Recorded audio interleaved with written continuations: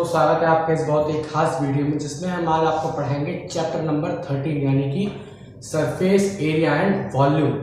तो आप लोग जैसा कि जानते ही हैं, बहुत ही लेंथी चैप्टर है और बहुत ही इजी चैप्टर है। आप लोगों को इस चैप्टर में फॉर्मूलेज याद होने चाहिए, बस फॉर्मूले।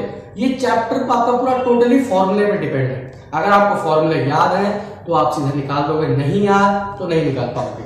ओके, तो आइए आज हम लोग कुछ फॉर्मूला आपको बताएंगे। जैसा आप लोगों ने आप देखिए यहाँ पे, जैसा चैप्टर का नाम है सरफेस एरिया एंड वॉल्यूम, तो वॉल्यूम भाई किसी 2D प्लेन का तो निकलेगा नहीं। अगर मैं आपसे कहूं कि ये बोर्ड, ये जो बोर्ड है 2D है, मैं आपसे कहूं कि ये कितना वॉल्यूम कवर करेगा। वॉल्यूम मतलब होता है इसकी कैपेसिटी। तो ये कितनी चीजें अपने अंदर कैपेबल है, कुछ भी नहीं, जीरो। तो ये इसमें 2D है, इसमें वॉल्यूम नहीं निकाल सकते इसका। अब मैं इसका सरफेस एरिया पूछूं आपसे, सरफेस एरिया कैसे निकालोगे?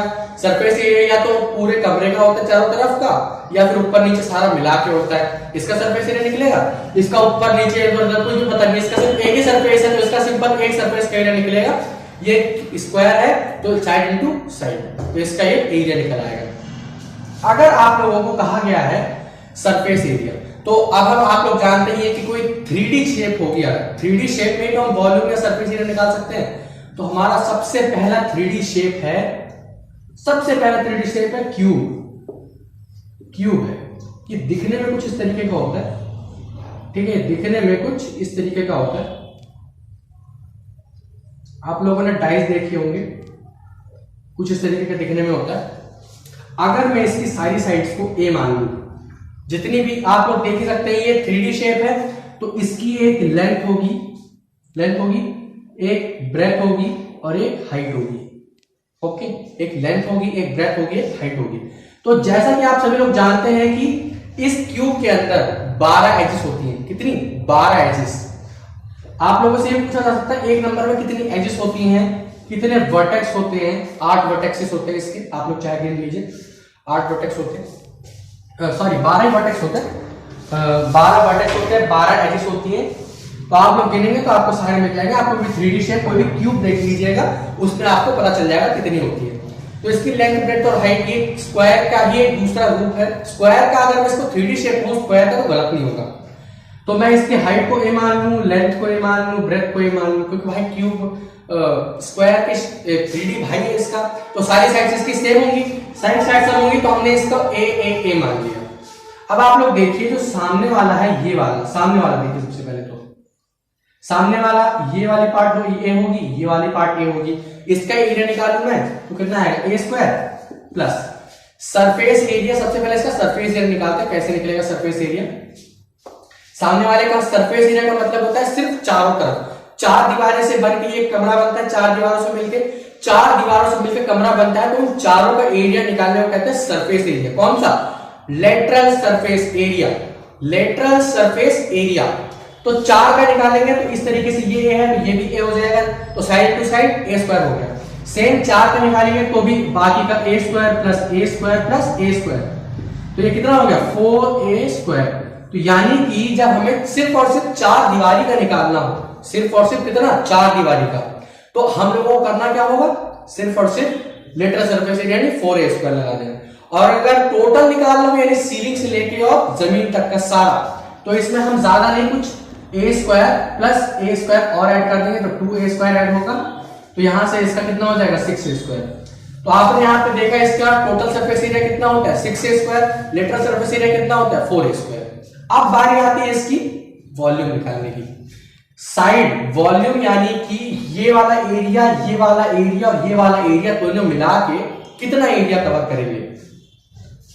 तो इसका एरिया निकालने का फॉर्मूला होता है ए इंटू ए, या ए क्यूब भी होता है भाई। ए इंटू ए क्यूब ही तो हो जाएगा। तो इसका लेटरल सरफेस एरिया कितना होता है? 4a square. Curve surface, total surface area कितना होता है? 6a square. और वॉल्यूम क्या होता है? a cube. अब तीसरी एक चौथी चीज और सुनिए क्यूब के बारे में। अगर आप लोगों से कहा जाए एक कोई क्यूब है आपके पास, और मैं कहूं कि मैं उसके एक कोने से लेके दूसरे कोने तक, यानी एक कोने से लेके दूसरे कोने तक एक रॉड डालनी है मुझे, और आपको उसकी साइड्स पता है ए, साइड्स कितनी है उसकी? ए। यही वाला समझ लीजिए, तो मैं इस कोने से लेके इस कोने तक एक रॉड डालनी है, और मुझे इसकी हाइट फाइंड करनी है। तो कैसे फाइंड करेंगे हम लोग? इसका भी फॉर्मूला होता है, under root 3a, under root 3a काफी बड़ा हो गया वैसे। हम इसकी तीनों साइड्स को आपस में जोड़ के इसका स्क्वायर रूट निकाल लेंगे। इसकी तीन साइड होती है a plus a into a, क्योंकि आप ना इस वॉल्यूम का ही क्यूब कर दीजिए, तो यहां से आपका कितना निकल आएगा? a cube under root. ठीक है, तो ये हमें क्या देगा? a इंटू a, एक पे हमने बाहर ले लिया तो बचा क्या हमारे पास? 3a अंडर रूट 3a बचता है यहां से हमारे पास। ठीक है, तो अगर आप लोगों को इसकी साइड यानी कि डायगोनल निकालनी हो क्यूब की, तो इसका फॉर्मूला क्या होता है? अंडर रूट 3a, सिंपल, बस अंडर रूट 3a। तो ये है क्यूब। सेम क्यूबॉइड का भी बिल्कुल ऐसा ही है, बस उसमें क्या अंतर है? आप लोगों ने यहां साइड्स ली, अब आप लोग क्यूबॉइड पे देखें, क्यूबॉइड में बस सेम ही है सब कुछ, बस वहां पे length into breadth into height अलग अलग होती है। ठीक है, तो ये क्यूबॉइड पे देखते हैं। ये देखिए क्यूबॉइड है आपका। ये क्यूबॉइड में अगर मैं इसके फ्रंट पेज को आपके सामने बनाऊं कुछ इस तरीके से, इसका जो फ्रंट है ना, इसका फ्रंट कुछ इस तरीके से है, तो ये इसकी लेंथ हो गई, ये इसकी ब्रेथ हो गई। तो इसका अगर हम इसके फ्रंट वाले के एरिया निकालेंगे तो हमारे पास एरिया आएगा लेंथ इंटू ब्रेथ। अगर सिर्फ फ्रंट वाले की बात करें तो सिर्फ फ्रंट वाले की, और फिर जो इसके साइड में है, इसके साइड में अगर हम निकालेंगे तो इसका जो साइड वाला है वो कुछ इस तरीके से है। ठीक है, इसका जो साइड वाला है, तो इस बार हमारे पास ब्रेथ दे रखी है और हाइट दे रखी है। इस बार हमें लेंथ और ब्रेथ नहीं दे रखी, इस बार हमें क्या दे रखा है? ये साइड वाला अगर हम निकाले तो साइड वाला हमें दे रखा है b इंटू एच दे रखा है। तो अगर हम इसका निकालेंगे तो कितना आ जाएगा? bh। इस तरीके से हम इसके चारों तरफ से निकालेंगे तो इसका लेटरल सरफेस एरिया यानी कि LSA, लेटरल सरफेस एरिया कितना आता है? 2l plus b into H. कितना आता है? 2l plus b into H. या बहुत सी किताबों में 2hL प्लस b भी लिखा होता है, तो आप कोई सब इस्तेमाल कीजिए, दोनों से आंसर आपका सेम आएगा। बस आप लोग बॉड मास का ध्यान रखिएगा, इसमें जो है ना बॉड मास का ध्यान रखना बहुत जरूरी है। आप इनकी कैलकुलेशन करते हैं तो बॉड मास बहुत जरूरी है, आपको बॉड मास आना ही चाहिए। बस बॉड मास का ध्यान रखिएगा, बाकी 2h लगा के करो या मर्जी 2l plus b into H करके करो। ओके, तो इस तरीके से अगर आप करेंगे तो आपका लेटरल सरफेस एरिया कितना आएगा? 2l plus b into H. अब इसके टोटल सरफेस एरिया की बारी आती है, तो जो ऊपर सीलिंग और नीचे ग्राउंड फ्लोर, इन दोनों को भी जोड़ दीजिए, तो इसका एरिया बनता है 2 length into breadth plus breadth into height plus 2lb bh और लेंथ इंटू हाइट। तो ये बनता है इसका टोटल सरफेस एरिया, ये बनता है इसका 2lb plus bh plus lh। आप लोग इसको आगे पीछे भी कर सकते हैं, आपका आंसर सेम ही आएगा। ओके, तो ये इसका होगा total surface area. Total surface area के बाद आती है बात इसके डायगोनल की। क्या बात आती है इसके? डायगोनल की। तो डायगोनल का वही फॉर्मूला है, लेकिन इस बार थोड़ा सा चेंज है, उसमें डायगोनल का फॉर्मूला इस बार है l square plus b square plus h square. जैसे हमने उसमें किया था under root a square plus a square plus a square, वो मैंने मल्टीप्लाई कर दिया था, थोड़ी मिस्टेक हो गई थी उसमें। a square plus a square plus a square, तो ये हो जाएगा अंडर रूट 3a स्क्वायर, तो a स्क्वायर का a बाहर आ जाएगा तो 3a अंडर रूट 3 बचेगा आपके पास आंसर।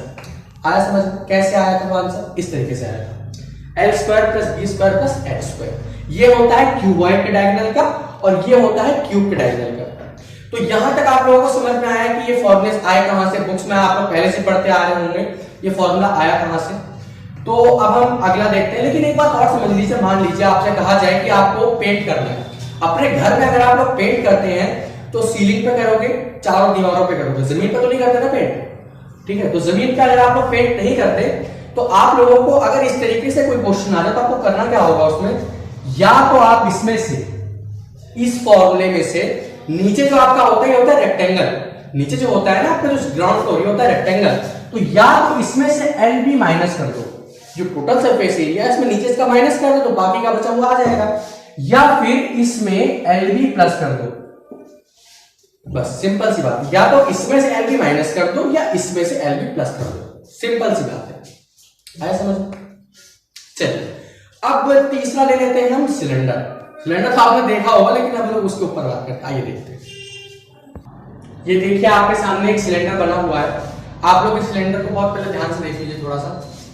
इस सिलेंडर में आपको एक आर दिख रहा होगा, यानी आर माने रेडियस। सिलेंडर दोनों साइड से खुले होते हैं, सर्कुलर शेप होते हैं दोनों साइड से। तो जैसे कि अगर मान लीजिए मेरे पास ये पेपर है मेरे पास, ये मैं इसको फोल्ड करके सिलेंडर बना देता हूँ। कुछ इस तरीके से ही तो बन रहा है ये भी। देखिए ये दोनों साइड से इसमें होल है, ऐसे ही तो बन रहा है ये भी। अगर मैं इस पेपर को खोल दूं तो ये क्या बन गया? रेक्टेंगल। क्या बन गया? रेक्टेंगल। तो सेम अगर इसको हम कट करें तो ये क्या बन जाएगा हमारे पास? रेक्टेंगल। तो जो इसका सर्कुलर पार्ट है वो हमारा क्या हो जाएगा? लेंथ। और जो इसका ब्रेथ है, जो यानी कि जो इसकी हाइट है, वो क्या बन जाएगी? इसकी ब्रेथ। ये बन जाएगी ना। और इसका एरिया कितना होता है रेक्टेंगल का? रेक्टेंगल का एरिया होता है लेंथ इनटू ब्रेथ। तो अब आप लोग देखिए, जब ये लेंथ वाला घूम के कितना बन जाएगा? सर्कल। तो सर्कल बन जाएगा, तो इस सर्कल का एरिया कितना होता है? Pi are square. इस सर्कल का एरिया होता है पाई आर स्क्वायर। और ये वाला जो ब्रेथ है यहाँ पे, ये वाली क्या है? इसकी हाइट। तो अगर हम लेंथ इनटू ब्रेथ कर दे तो यही चीज तो है बिल्कुल।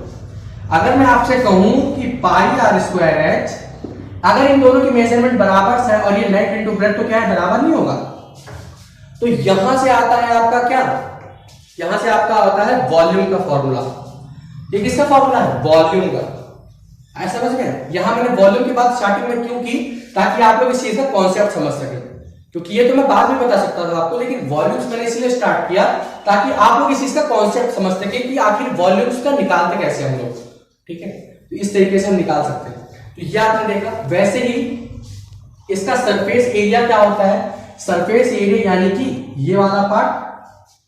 लेकिन इस बार में थोड़ा सा चेंज है इसका। जो अब जब हम बोलेंगे सरफेस एरिया तो इसको बोलेंगे कर्व्ड सरफेस एरिया। क्या बोलेंगे?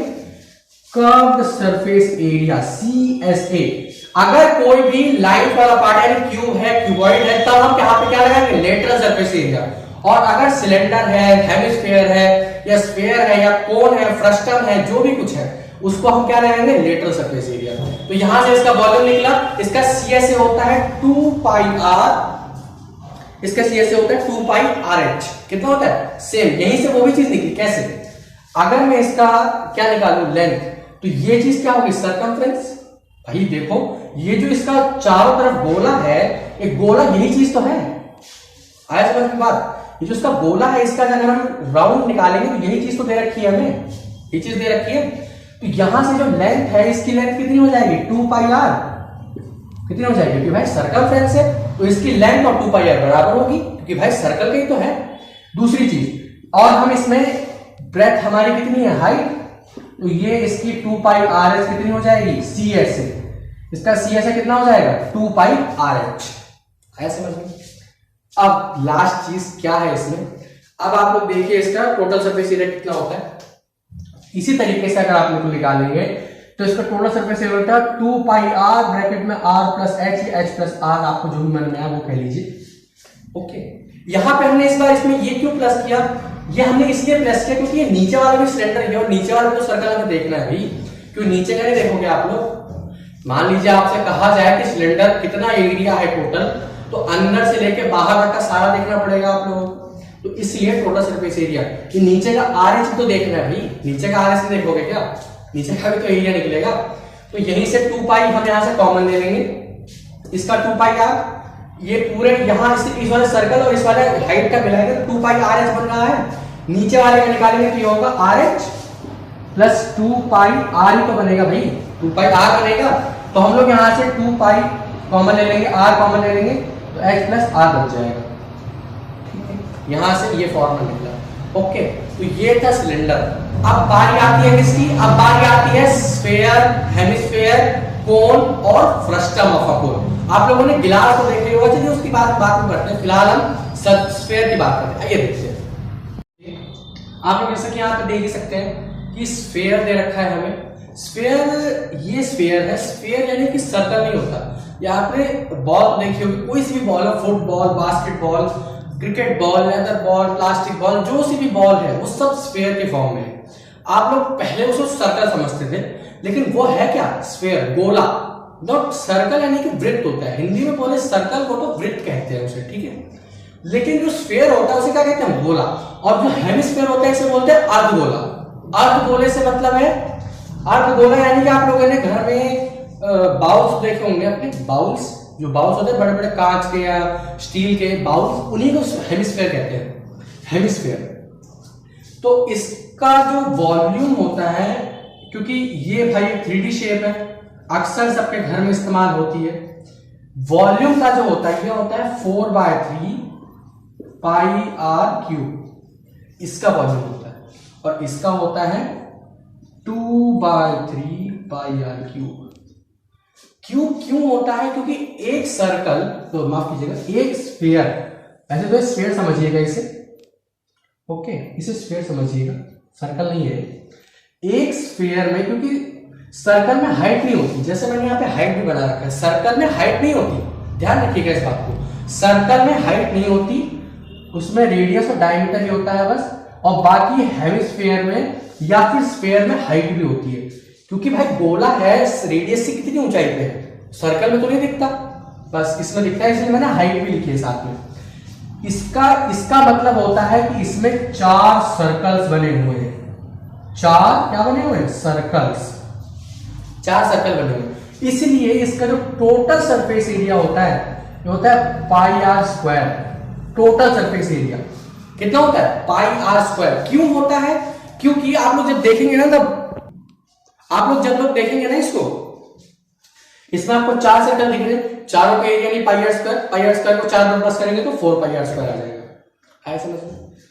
इसका मैं आपको बता दूं, इसका टोटल सरफेस एरिया और कर्व सरफेस एरिया सेम ही होता है। कर्व सरफेस एरिया इसका होता ही नहीं पहली बार, क्योंकि हम इसका बाहर के निकालते हैं, बाहर के निकालेंगे तो सिर्फ और सिर्फ इसका या तो सरफेस एरिया होता है, इसको हम ना टोटल सरफेस एरिया कहते हैं, ना ही कर्व सरफेस एरिया, इसे सिर्फ और सिर्फ सरफेस एरिया कहा जाता है। या फिर आप कहें तो टोटल सरफेस एरिया भी कह सकते हैं, टोटल सरफेस एरिया भी कहा जा सकता है। क्यों, क्योंकि इसमें भाई चारों सर्कल्स आ रहे हैं, हम इसमें कहां से आपको कम करके बताएं कि हाँ भाई इतने एरिया का मत निकालो, इतने एरिया का मत निकालो, समझ रहे हैं आप बात को। इस तरीके से इसका वॉल्यूम 4/3 पाई आर क्यूब होता है और इसका सरफेस एरिया कितना होता है, 4 पाई आर स्क्वायर।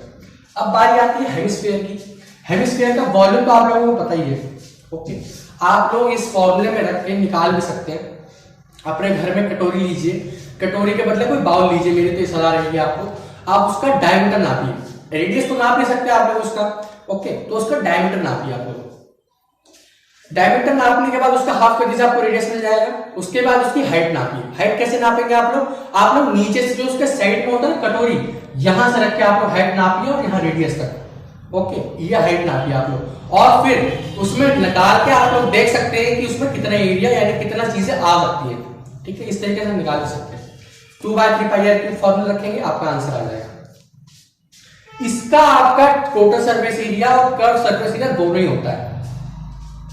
क्यों होता है इसका कर्व सरफेस एरिया, क्योंकि इसका जब कर्व सरफेस एरिया निकालेंगे तो हमें इसके नीचे का निकालना है, इससे कितना नीचे का, जो नीचे का पोर्शन है सिर्फ इसी का एरिया ही निकालना है। तो अगर पूरे स्फीयर में 4 सर्कल्स बनते हैं तो आधे स्फीयर में 2 सर्कल बनेंगे, 2 सर्कल बनेंगे, तो इसलिए इसका जो CSA होता है ना, वो होता है 2 pi are square.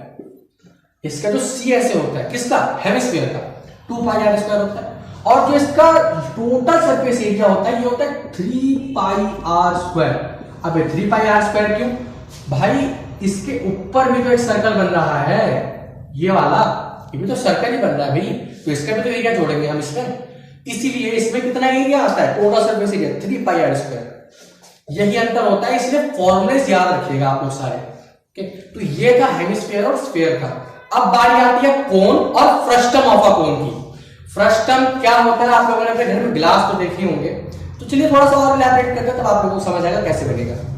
Right circular cone, right circular cone हम इसे क्यों कह रहे हैं, क्योंकि इसकी जो हाइट है ना, क्योंकि भाई इसके टॉप से लेके नीचे रेडियस तक की जो हाइट है और इसका जो रेडियस है वो 90 डिग्री में परपेंडिकुलर होते हैं आपस में, ठीक। 90 डिग्री पे क्या होता है, परपेंडिकुलर। इसीलिए बुक्स में कोन के बदले राइट सर्कुलर कोन ज्यादा ही लिखा होता है। आप लोग अगर देखेंगे तो राइट सर्कुलर कोन लिखा रहता है, उसमें क्लियर लिखा रहता है राइट सर्कुलर कोन। कोन बहुत ही कम बुक्स में लिखा जाता है।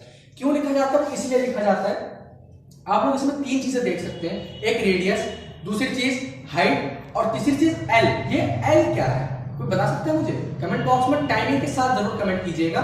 ओके, ये एल होता है क्या? Slant height. स्लांट हाइट का मतलब होता है तिरछी लंब या तिरछी लंब कह लीजिए।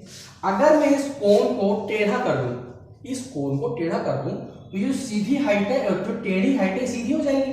भाई ये भी तो कोई ना कोई हाइट ही हुई ना। तो इसको निकालने का फॉर्मूला, इनके बीच में एक पेयर बनता है। क्या पेयर बनता है? ये 90 डिग्री अगर दे रखा है तो इसके सामने वाली साइड क्या हो जाएगी? हाइपोटेन्यूज। तो यहां से एल स्क्वायर बराबर होता है H square plus R square के।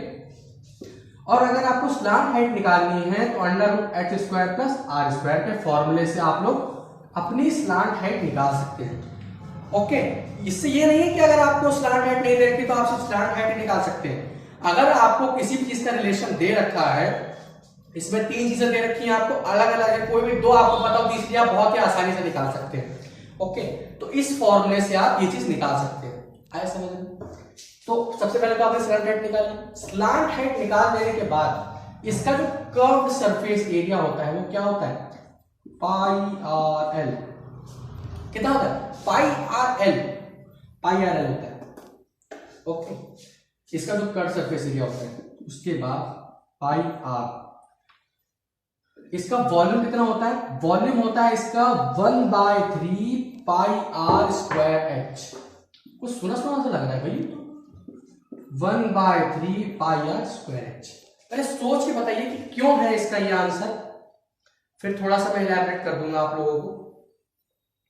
Okay, 1/3 pi are square H क्यों दे रखा है? अगर आप लोग ध्यान दें तो पाई आर स्क्वायर एच तो सिलेंडर का वॉल्यूम होता है सिलेंडर का वॉल्यूम। मैंने अभी आपको बताया है थोड़ी देर पहले, पाई आर स्क्वायर एच होता है पाई आर। आप लोग यहां ध्यान से देखिए थोड़ा सा, ये एक सिलेंडर है, ये एक सिलेंडर है, थोड़ा सा बड़ा बनाया है मैंने ताकि आप लोगों को समझ आए। ये इसका क्या है? रेडियस। और ये इसकी क्या है? हाइट। ये इसकी हाइट है, ये आर एच आर। अब आप लोग थोड़ा सा ध्यान से देखें तो अगर मैं यहां से इस पे डायगोनल मार दूं और यहां से इस पे, तो आप लोग देखेंगे कि एक ये रहा कोण, दूसरा ये रहा और तीसरा ये रहा। 3 कोण मिल रहे हैं ना आपको इसमें। किसी भी सिलेंडर के अंदर कितने कोण होते हैं? 3 कोण। जो कोण होता है ना आपका, 3 कोण पाए जाते हैं एक सिलेंडर के अंदर। तो सिलेंडर का volume pi are square H होता है, तो इसीलिए हम इसको 3 से डिवाइड कर देते हैं, तो हमारा वॉल्यूम आ जाता है किसका? कोण का। ऐसा समझ? इसीलिए कोण का जो वॉल्यूम होता है वो कितना होता है? 1/3 पाई आर स्क्वायर एच। अब ऐसे समझ में ये फॉर्मूला कहां से आता है? कहां से आता है? बुक्स में आपने लिखा तो बहुत देखा होगा। क्यों आता है वो मैंने बताया आपको, ये इसका वॉल्यूम है। अब बात आती है इसके टोटल सरफेस एरिया की। टोटल सरफेस एरिया होता है पाई आर ब्रैकेट में आर प्लस एल, ब्रैकेट में आर प्लस एल। आर आप लोग को जानते ही है, पाई की वैल्यू आपको पता होती है। अगर क्वेश्चन में दे रखा है कि 22/7 लेना है तो 22/7 लेना है। क्वेश्चन में अगर स्पेसिफिक कह रखा है कि पाई की वैल्यू कितनी लेनी है? 3.14, तो आपको 3.14 ही लेनी होगी।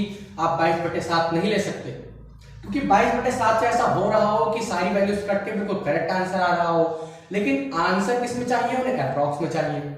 समझ रहे हैं ना बात? इसीलिए किसी बुक में किसी क्वेश्चन में कहते हैं कि हाँ भाई आप इससे करो या इससे करो। अगर कुछ नहीं दे रखा तो आपको यही लगानी है 22/7। और अगर कह रखा है ना कि पाई की वैल्यू 22/7 ही लो, तो वही लेना, 3.14 मत लेना।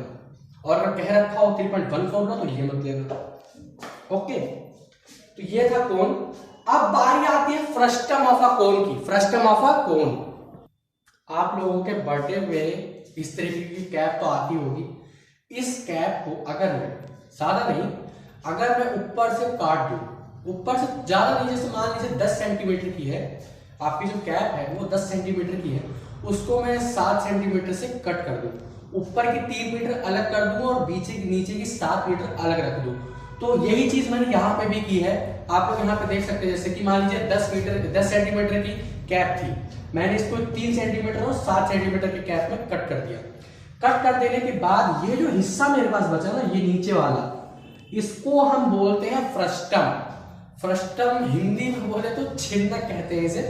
वैसे बहुत ही अजीब सा नाम है फ्रस्टम, हिंदी में तो बहुत ही अजीब है। छिन्नक कहते हैं। आप लोग जो हिंदी मीडियम के बच्चे होंगे उन्हें खुद ही बहुत अजीब लगता होगा कि क्या नाम दे दिया हमें। आप लोगों ने अपने घर में ग्लास तो देखा ही होगा, ग्लास देखा होगा, बाल्टियां देखी होंगी। वैसे आजकल तो सारी सीधी आती हैं, जो पहले आती थी जो स्टील की बाल्टियां आती थी, जो पुराने जमाने के लोग हैं, आप अपने पापा मम्मी से पूछेगा, उन लोगों को पता होगा कि जो बाल्टियां आती है ना, बाल्टियां वो फ्रस्टम ही होती है। गमले आपके घर में होंगे, मम्मी पापा से पूछने की जरूरत नहीं है, गमले होंगे आपके घर में, गमले भी ऐसे ही आते हैं। जो गमले होते हैं सारे के सारे फ्रस्टम से बने होते हैं, फ्रस्टम के एग्जांपल्स होते हैं, बने ही होते हैं मतलब। तो अगर आप लोगों को फ्रस्टम, मान लीजिए आपसे कहा जाए कि आप गमले की वो कितनी है वॉल्यूम, तो आप लोग कैसे निकालोगे? गमले की वॉल्यूम निकालने का फॉर्मूला होता है πr/3 कह लीजिए, या 1/3 πr। अब यहां पे थोड़ा सा ट्विस्ट है। ट्विस्ट क्या है कि यहां पे आपको r है ना, जो r ये तो आपके चेंज हो गए भाई, r में सबसे ज्यादा दिक्कत आती है इसमें, जो आपके रेडियस है वो रेडियस चेंज हो गए आपके सारे। तो आपको करना क्या है, 1/3, यहां से मैं 3 हटा के अगर मैं सही से लिखूं इसका वॉल्यूम, तो इसका वॉल्यूम बैठेगा 1/3 πr। ओके, इस बार r में आपको थोड़ा सा चेंज कर देना है, क्या, r² plus big R² plus r into h, ये आपका r नहीं आएगा। 1/3 πr² होता है आपका 1/3 πr²h। तो 1/3 πr² होता है। तो इस तरीके से अगर आप लोग करेंगे तो ये आपका आंसर आ जाएगा, साथ में h लगा देना आपको। सिर्फ और सिर्फ हर इसके कोण के सारे फॉर्मूले में आपको r चेंज कर देना है। r जैसे हमने वॉल्यूम में चेंज किया तो ये r लगाना है आपको। वॉल्यूम में जब हम करेंगे ना, वॉल्यूम निकालेंगे, तब आपको ये वाला r लगाना है। उसके बाद बारी आती है इसका CSA की। CSA यानी कि इसका चारों तरफ का एरिया होता है, वो क्या होता है ये देखते हैं। आप लोग जब CSA निकालेंगे इसका, तो इसका CSA आएगा आपका, इसका जो CSA आएगा वो आएगा आपका πr ब्रैकेट में, sorry πl r plus r। क्यों भाई? क्योंकि यहाँ पे r कितने हैं हमारे पास, 2 r है। 2 r का मतलब है यानी कि आपको दोनों पे दोनों r लेने पड़ेंगे, एक के ऊपर वाला और एक के नीचे वाला। नीचे वाला r आपका डेफिनेटली बड़ा ही होगा, तो उसको हम बिग R से डिनोट करते हैं, बिग R से। ऊपर वाला जिसका होता है वो डेफिनेटली छोटा ही होगा, क्योंकि अगर नीचे ऊपर वाला बड़ा होगा नीचे वाला छोटा होगा तो गड़बड़ हो जाएगा भाई। अब आप रखोगे, जब आप रखते हैं गमले, तो आपका नीचे वाला छोटा जो होता है वो नीचे ही आता है, मैं समझ रहा हूँ बात। लेकिन जो आपका छोटा होता है, जो फ्रस्टम आप लोग करेंगे ना कोन का, उसको कट करके करते, ये नहीं कि पहले से बना हुआ, उसको कट करके करेंगे तो आपका जो छोटा वाला रेडियस होगा तो ऊपर ही होगा ना भाई। तो r छोटे वाले बड़े वाले रेडियस को बिग R से, छोटे वाले रेडियस को स्मॉल r से आप लोग डिनोट करेंगे। ओके, तो ये बात ध्यान रखिएगा, फॉर्मूले सारे ध्यान रखिएगा। CSA मैंने आपको बता दिया, टोटल सरफेस एरिया भी आप लोग देख लीजिएगा। इसके सारे फॉर्मूले जितने भी बनते हैं, कैसे बने, कहां से आए, इन सभी को मैंने आपको बहुत ही अच्छे से बता दिया, ठीक है। तो आप लोगों को अब करना क्या है, सीधी बात है, आप लोगों को करना है कि आप लोगों को जितने भी फॉर्मूलेज है ना, सारे के सारे फॉर्मूलेज याद होने चाहिए फिंगर टिप्स पे, क्योंकि ये जो वो है ना, ये जो चैप्टर ये आपका फॉर्मूलेज पे बेस्ड है, ये चैप्टर फॉर्मूलेज पे बेस्ड है। अगर आपने फॉर्मूले नहीं लर्न किए तो आप लोग ये चैप्टर नहीं कर पाओगे। तो मेरी तो आपको सजेशन रहेगी, ये सारे फॉर्मूलेज आप सबसे पहले याद कर लीजिए। अगर आप लोग नोट्स बना रहे हैं तो एक पेज में साइड में लिख लीजिए और अपने अलमारी पे चिपका लीजिए। जितनी बार आइए एक बार नजर मार के उसे पढ़ लीजिए, आपको डेफिनेटली याद हो जाएगा। या फिर ये सलाह होती है, क्योंकि अब तो मैं आपको सलाह नहीं दूंगा क्योंकि पेपर भी आने वाले हैं, तो आप लोगों को याद होने ही चाहिए। लास्ट चीज मैं आपको बता दूंगा, ये फॉर्मूला आपने याद कर लिया, उसके बाद में आप अगले वीडियो में आपके लिए एक से एक क्वेश्चन लेके आऊंगा इसके ऊपर, इस चैप्टर के ऊपर हर एक टॉपिक से जितने भी क्वेश्चन बनते हैं सारे लेके आऊंगा। तो पढ़ाई करते रहिए। All the very best.